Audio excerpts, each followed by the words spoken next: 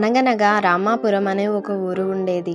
ఆ ఊరిలో రామయ్య అనే వ్యక్తి నివాసం చేస్తూ ఉండేవాడు. రామయ్య రంగయ్య ఇంటి వద్ద పనిచేస్తూ ఉండేవాడు. రంగయ్య చెప్పిన ప్రతి పనిని రామయ్య చేస్తూ ఉండేవాడు. అలా రామయ్య జీవనం సాగించేవాడు. ఒకరోజు రామయ్య స్నేహితులు పట్నం నుండి రామయ్యని కలవడానికి వస్తారు. అరే రమేష్, మనము మన ఊరికి వచ్చి చాలా రోజులైంది కదరా. మన నాన్న వాళ్ళు ఇక్కడ నుండి చిన్నప్పుడే వెళ్లి పట్నంలో సెటిల్ అయ్యారు. అవునరా సురేష్, ఎప్పుడో చిన్నప్పుడు మన ఊర్లో ఉన్నాము. చాలా రోజుల తర్వాత మనం ఈ ఊరికి వచ్చాం కదా. నాకైతే చాలా సంతోషంగా ఉందిరా. ఆఫీస్ పని మీద వచ్చినప్పటికీ మన ఊరిని చూసామనే సంతోషమే నాకు ఎక్కువగా ఉందిరా. అవునరా రమేష్, నాకు కూడా చాలా సంతోషంగా ఉంది. అరే రమేష్, మనకిక్కడ చిన్ననాటి స్నేహితుడు రామయ్య ఉండే, నీకు గుర్తుందా? అవునరా, నాకు గుర్తుంది. రామయ్య ఇల్లు ఊరి చివరనే ఉండేది. నేనైతే ప్రతిరోజు రామయ్య దగ్గరికి వెళ్లి ఆడుకునేవాణ్ణి. నాకు చాలా మంచి స్నేహితుడు రామయ్య. నిజమేరా, రామయ్య చాలా మంచివాడు. ఇప్పుడు రామయ్య మనల్ని గుర్తుపడతాడంటావా? ఒకసారి రామయ్యని వెళ్లి కలుద్దాం. మనకు ఎలాగో అడవిలోకి వెళ్లడం దారి తెలియదు కదా. రామయ్య ఈ ఊళ్ళోనే ఉంటున్నాడు కదా, రామయ్యకి తెలుసుంటుంది. రామయ్య సహాయం తీసుకుందాం. పదా వెళ్లి రామయ్యను కలుద్దాం. అవునరా సురేష్, చాలా మంచి ఆలోచన. మనం వెళ్లి రామయ్య సహాయం తీసుకుందాం. పదా రామయ్య ఇంటికి వెళ్దాం. రమేష్, సురేష్ రామయ్య ఇంటికి వస్తారు. రామయ్య, రామయ్య, ఇంట్లో ఎవరైనా ఉన్నారా? ఎవరది? ఎవరు పిలుస్తున్నారు? ఎవరు మీరు? ఎవరు కావాలి మీకు? నువ్వే కావాలి రామయ్య. ఏంటి, నేను కావాలా? నాతో ఏం పని మీకు? అసలు ఎవరు మీరు? ఎవరు కావాలి? రామయ్య, మనం గోడ దూకి ఆ జామకాయలు తెంపుకొని వద్దామా? రామయ్య, మనం కాంతమ్మ గారి చింత చెట్టెక్కి ఆ చింతకాయలన్నీ తెంపుకొని వద్దామా? ఇవన్నీ మీకెలా తెలుసు? ఇవి నేను నా చిన్ననాటి స్నేహితులు రమేష్, సురేష్ తో కలిసి చేసిన పనులు. ఇవన్నీ మీకెలా తెలుసు? అసలు ఎవరు మీరు? మేమే ఆ సురేష్, ఆ రమేష్. రామయ్య, నువ్వు ఇంకా కూడా మమ్మల్ని గుర్తుపట్టలేదా? రే రమేష్, రే సురేష్, మీరేనారా? నేనెవరో అనుకున్నాను. ఎన్నాళ్ళ కలిసారా? బాగున్నారా? ఏంటి ఇలా వచ్చారు? నా కోసమేనా? అవునరా, నీకోసమే వచ్చాము. ఎలా ఉన్నావు నువ్వు? ఏం చేస్తున్నావు? మన ఊరిలో రంగయ్య ఉన్నాడు కదరా, అతని దగ్గర పని చేస్తున్నా. అతని పొలం పనులు చూసుకోవడం, ఆవులను చూసుకోవడం చేస్తున్నా. అతనిచ్చే జీతంతోనే నా జీవనాన్ని సాగిస్తున్నా. అవునారా రామయ్య, అయితే నువ్వు ఈ ఊర్లోనే ఉంటున్నావన్నమాట. అవునరా, మీరు పట్నంలో ఉంటున్నారు కదా. ఏం చేస్తున్నారు మీరు? అవునరా, పట్నంలోనే ఉంటున్నాం. ఏం పని అంటే ఏం చెప్తాం రా. కొన్ని రోజులు ఆ ఆఫీస్ లో పని చేస్తాం. ఆ పని నచ్చకపోతే వేరే ఆఫీస్ లో పని చేస్తాం. ఇప్పుడు కూడా ఒక ఆఫీస్ పని మీదనే ఈ ఊరికి వచ్చాం రా. అవునారా, ఎలా అయితే ఏముంది, మీరు మన ఊరికి వచ్చారు. చాలా రోజులకి మన ఊరిని చూసారు. ఎలా అనిపించింది మీకు? నాకైతే చాలా సంతోషంగా ఉందిరా. చాలా రోజుల తర్వాత మన ఊరికి వచ్చాను కదా, ఆ ఆనందాన్ని నేను మాటల్లో చెప్పలేనురా. అవునారా, సరే కాని ఇంతకీ మీరు ఆఫీస్ పని మీద వచ్చానని చెప్పారు కదా, ఏం పని మీద వచ్చారు? అసలు ఆ పనేంటి? ఆ పనేంటంటే, మన ఊరి చివరన అడవి ఉంది కదరా, ఆ అడవిలో ఎన్ని చెట్లున్నాయని లెక్కేసి మా ఆఫీస్ లో సబ్మిట్ చేయాలి. అదే మా పని. అవునరా రామయ్య, దయచేసి మాకు సహాయం చేయరా. అడవి లోపలికి వెళ్ళడానికి మాకు మార్గం చూపించరా. అడవిలోకి మమ్మల్ని తీసుకెళ్తావారా రామయ్య? అవునారా, సరే, ఖచ్చితంగా తీసుకెళ్తా. కానీ అడవిలోకి వెళ్ళడానికి ఏ వాహనాలుండవురా. మనం కాలినడకనే నడుచుకుంటూ వెళ్ళాలి. మనం అడవిలోకి చేరేసరికి 2 రోజులు పడుతుంది. అవునారా, సరే, పర్వాలేదులే. మనము 2 రోజులకు సరిపడా ఆహారాన్ని తీసుకొని వెళ్దాం, సరేనా? అలాగేరా, మనము ఉదయాన్నే బయలుదేరుదాం. మరుసటి రోజు సురేష్, రమేష్, రామయ్య అడవికి బయలుదేరుతారు. ఇంకేంట్రా, పట్నంలో ఏంటి విశేషాలు? ఏముందిరా, అదే ఉరుకుల పరుగుల జీవితం. అంతా నార్మలేరా. నువ్వే చెప్పాలి మన ఊరి విశేషాలేంటో. ఏముందిరా చెప్పడానికి, అంతే నార్మల్. కాకపోతే మన ఊర్లో ఉంటున్నాం కాబట్టి మన మనసుకు చాలా ప్రశాంతంగా అనిపిస్తుంది. అరే సురేష్, నీకు గుర్తుందా లక్ష్మీ సరస్వతి? అవునరా, నాకు గుర్తున్నారు. లక్ష్మీ సరస్వతి మనమంతా కలిసి ఆడుకున్నాం కదా. చిన్ననాటి జ్ఞాపకాలు చాలా బాగున్నాయిరా. ఇప్పుడు వాళ్ళు ఎక్కడున్నారు? సరస్వతి లక్ష్మికి పెళ్ళైపోయిందిరా. సరస్వతికి ఒక బాబు కూడా పుట్టాడు. అవునారా? రామయ్య, మరి నువ్వెప్పుడు పెళ్లి చేసుకుంటున్నావురా? నేనిప్పుడు పెళ్లి చేసుకుని ఏం చేయాలరా? ఒక 2 సంవత్సరాల తర్వాత చేసుకుంటానులే మెల్లగా. ఇంతకీ మీరెప్పుడు పెళ్లి చేసుకుంటున్నారు మరి? చేసుకుంటాం లేరా మెల్లిగా. అరే ఆకలిస్తుందిరా, మనం కూర్చొని తిందాంరా, తినేసి మళ్ళీ వెళ్దాంరా. చాలా కాలు నొప్పులుగా ఉన్నాయిరా. ఇంకొంచెం ముందుకు నడుద్దాం రా. ఇక్కడ చెట్లు లేవు కదా, ఎండగా ఉంది. ఇంకొంచెం ముందుకు నడిస్తే అక్కడ చెట్లుంటాయి. ఆ చెట్ల నీడకి కూర్చొని చక్కగా భోజనం చేయొచ్చు. సురేష్, రమేష్, రామయ్య ఇంకా కొంచెం ముందుకు నడుస్తారు. ఇక్కడ కూర్చోండి, తినేసి కాసేపు విశ్రాంతి తీసుకొని మళ్ళీ బయలుదేరదాం. అరే నేను ముందే చెప్తున్నాను, 2 రోజులు మనము ప్రయాణిస్తేనే అడవిలోకి చేరుతాం. నేను తీసుకొచ్చిన ఆహారాన్ని కొద్ది కొద్దిగా తీసుకొని తిన్నాం, సరేనా? మళ్ళీ ఇది అయిపోతే మనకు ఆహారం దొరకడం చాలా కష్టమవుతుంది. మళ్ళీ నడిచి వెళ్ళాలి కాబట్టి మన ఒంట్లో శక్తి కూడా ఉండదు, సరేనా? సరేరా రామయ్య, ముందు నువ్వు కూర్చొని భోజనం పెట్టు, ఆకలిస్తుంది. సరేరా, ఇదిగోండి తినండి. సురేష్, రమేష్, రామయ్య వీళ్ళంతా కలిసి భోజనం చేస్తారు. అరే నా భోజనం నేను తినేసానురా, నాకు చాలు. నాకు నిద్ర వస్తుందిరా, నేను పడుకుంటా. మీరు భోజనం చేసి కాసేపు విశ్రాంతి తీసుకోండి. బయలుదేరే ముందు నన్ను లేపండి, సరేనా? మన ముగ్గురం కలిసి మళ్ళీ అడవిలోకి వెళ్దాం. అలాగేరా రామయ్య, ముందు నువ్వు పడుకో. అరే ఇంకా భోజనం ఈ బుట్టలో ఉంది. మీకు ప్లేట్లో వేసిన భోజనాన్ని మాత్రమే మీరు తినండి.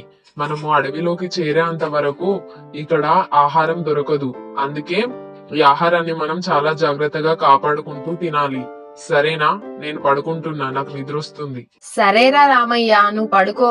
రామయ్య నిద్రపోతాడు. సురేష్, రమేష్ ఇంకా భోజనం చేస్తూనే ఉంటారు. అరే సురేష్, నాకు ఇంకా ఆకలిగా ఉందిరా. నాకు ఈ భోజనం సరిపోలేదురా. నేను బుట్టలో ఉన్న భోజనాన్ని తింటాన్రా, నాకు ఆకలిగా ఉందిరా. నాకు కూడా ఈ భోజనం సరిపోలేదురా. అంత తక్కువ భోజనాన్ని ఆ రామయ్య ఎలా తిని పడుకున్నాడో నాకు అర్థం కావట్లేదు. మనం బుట్టలో ఉన్న భోజనాన్ని తినేసి మనం పడుకుందాం. అలాగేరా, తొందర ఈ భోజనాన్ని మొత్తం తినేసి మనం కూడా రామయ్య లాగా విశ్రాంతి తీసుకుందాం. సరేరా, ముందు ఆ భోజనాన్ని ఈ ప్లేట్లో వెయ్యి, తినేసి పడుకుందాం. సురేష్, రమేష్ బుట్టలో ఉన్న భోజనాన్ని ప్లేట్లో వేసుకొని తింటారు. ఇంతలో రామయ్యకు మెలకువ వస్తుంది. లేచి చూసేసరికి రమేష్, సురేష్ భోజనం చేస్తూ ఉంటారు. ఏంట్రా సురేష్, రమేష్, ఇంకా మీ భోజనం చేయడం కాలేదా? నేను పడుకునే ముందు మీ ప్లేట్లో కొంచెం భోజనమే ఉండే కదరా. ఇంత భోజనం ఎక్కడి నుండి వచ్చింది? చెప్పండ్రా. అది అరే రమేష్, నువ్వే చెప్పరా. లేదురా సురేష్, నేను చెప్పను, నువ్వే చెప్పు. ఏంట్రా మీ ప్లేట్లోకి అసలు ఇంత భోజనం ఎలా వచ్చింది అని నేను మిమ్మల్ని అడుగుతుంటే నువ్వు చెప్పరా అంటే నువ్వు చెప్పరా అని ఒకరిపై ఒకరు చెప్పుకుంటున్నారేంట్రా? ముందు మీరు నాకు చెప్పండి, మీ ప్లేట్లో ఇంత భోజనం ఎక్కడి నుండి వచ్చింది? కొంపదీసి ఈ బుట్టలో ఉన్న భోజనాన్ని అంతా మీరు ప్లేట్లో వేసుకొని తింటున్నారా? అరే రామయ్య, దయచేసి మమ్మల్ని క్షమించరా. నువ్వు వేసిన కొద్ది భోజనం మాకు సరిపోలేదురా. అందుకే ఈ బుట్టలో ఉన్న భోజనాన్ని వేసుకొని మేం భోజనం చేస్తున్నాము. దయచేసి మమ్మల్ని క్షమించరా. మాకు చాలా ఆకలిగా ఉందిరా, అందుకే మేము ఇలా చేశాంరా. దయచేసి మమ్మల్ని క్షమించు. అలా ఎలా చేశారా? నేను చెప్పాను కదా, మనం అడవిలోకి వెళ్ళాలంటే చాలా దూరం నడవాలి. 2 రోజుల ప్రయాణం పడుతుంది. నేను ముందే చెప్పాను కదా, ఈ భోజనం కొద్ది కొద్దిగా తిందాంరా, మనం అడవిలోకి వెళ్లే వరకు కావాలి అని. మళ్ళీ భోజనం ఎలా తిన్నారా? మాకు ఆకలేసిందిరా, మేమేమీ ఆలోచించకుండా తిన్నాం. దయచేసి మమ్మల్ని క్షమించరా. ఇప్పుడు ఎలా? మనము అడవిలోకి చేరుకుంటాం. ఇప్పుడు ఎలా రా మనకు భోజనం? మనకు సాయంత్రం ఆకలిస్తే ఎలా? మనం ఏం తిందాం? నువ్వే ఏదోలా ఆలోచించరా రామయ్య. ఆలోచించక చస్తానా? ఇక చేసేదేం లేదు, నడవండి అడవిలోకి. సురేష్, రమేష్, రామయ్య అక్కడి నుండి అడవిలోకి బయలుదేరతారు. వాళ్ళు చాలా దూరం నడుస్తారు. సాయంత్రం అవుతుంది. వాళ్లకు కాళ్ళు నొప్పులుగా ఉంటాయి. అరే రామయ్య, ఆకలిగా ఉందిరా. నన్ను తిను, అలాగైనా నీ ఆకలి తీరుతుందేమో. అరే రామయ్య, అక్కడ ఒక పైనాపిల్ చెట్టు ఉందిరా. ఆ పైనాపిల్ చెట్టుకి ఒక పైనాపిల్ కాయ ఉందిరా. పద మనం వెళ్లి ఆ పైనాపిల్ కాయని తీసుకుందాం. అవునరా, పద వెళ్లి ఆ పైనాపిల్ కాయ తెంపుకుందాం. సురేష్, రమేష్, రామయ్య వాళ్ళు పైనాపిల్ కాయని తెంపుకుంటారు. అరే రమేష్, ఆ పైనాపిల్ కాయని నాకు ఇటు ఇవ్వరా, నేను దాన్ని ముక్కలుగా కోస్తా. అలాగేరా సురేష్, ఇదిగో తీసుకో. సురేష్ ఆ పైనాపిల్ కాయని ముక్కలుగా కోస్తాడు. అరే, ఈ పైనాపిల్ కాయని నేనే ముక్కలుగా కోసాను కాబట్టి నేనే ఎక్కువగా తీసుకుంటా. ఏంటి, నీకెక్కువ భాగమా? నీకెక్కువ భాగం ఎలా వస్తుందిరా? నేను మొదటిసారిగా ఆ పైనాపిల్ ని చూశాను. నేనే ఫస్ట్ చూశాను కాబట్టి ఆ పైనాపిల్ లో ఎక్కువ భాగం నాకే వస్తుంది. లేదురా రమేష్, నీకెక్కువ భాగం రాదు, నాకే ఎక్కువ భాగం వస్తుంది. నేనే వీటన్నిటిని ముక్కలుగా చేశాను కాబట్టి ఈ పైనాపిల్ లో ఎక్కువ భాగం నాకే వస్తుంది, నీకు రాదు. రే సురేష్, నువ్వు నా సహనాన్ని మరీ పరీక్షిస్తున్నావురా. నీకు ఎక్కువ భాగం రాదని నేను చెప్పాను కదా. ఇంకొకసారి ఇలాంటి మాటలు మాట్లాడావనుకో నేనేం చేస్తానో నాకే తెలియదు. ఏంట్రా రమేష్, బెదిరిస్తున్నావా? ఎవరిని బెదిరిస్తున్నావురా? నీకు నేను భయపడాలా? నాకే ఎక్కువ భాగం వస్తుందని చెప్పాను కదా. నాకు మాత్రమే ఎక్కువ భాగం వస్తుంది. నేనే ఈ పైనాపిల్ ని ముక్కలుగా కట్ చేశాను కాబట్టి ఎక్కువ భాగం నాకే వస్తుంది ఈ పైనాపిల్ లో. రే సురేష్, నేనేం చేస్తానో నాకే తెలియదురా. నువ్వు నాకు చాలా కోపం తెప్పిస్తున్నావు. రే ఆపండ్రా, ఎందుకురా గొడవ పడుతున్నారు? ఈ ఒక్క పైనాపిల్ కోసం మీరు ఎందుకురా అలా మూర్ఖుల్లాగా ప్రవర్తిస్తున్నారు? మరి చూర్రా రామయ్య, ఆ పైనాపిల్ ని ఫస్ట్ చూసింది నేనే కాబట్టి నాకే ఎక్కువ భాగం వస్తుంది కదా.